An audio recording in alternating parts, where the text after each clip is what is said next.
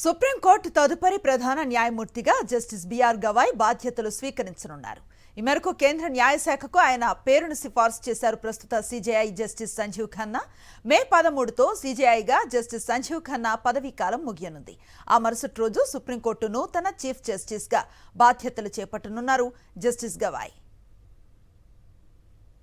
Supreme court తదుపరి ప్రధాన న్యాయమూర్తిగా జస్టిస్ బిఆర్ గవాయ్ బాధ్యతలు స్వీకరించనున్నారు.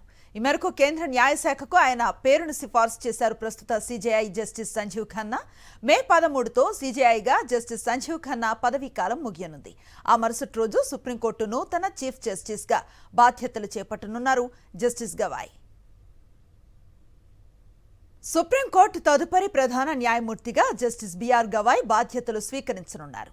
ఈ మేరకు కేంద్ర న్యాయశాఖకు ఆయన పేరును సిఫార్సు చేశారు. ప్రస్తుత సీజేఐ జస్టిస్ సంజీవ్ ఖన్నా మే 13తో సీజేఐగా జస్టిస్ సంజీవ్ ఖన్నా పదవీకాలం ముగియనుంది. ఆ మరుసటి రోజు సుప్రీంకోర్టు నూతన చీఫ్ జస్టిస్గా బాధ్యతలు చేపట్టనున్నారు జస్టిస్ గవాయ్.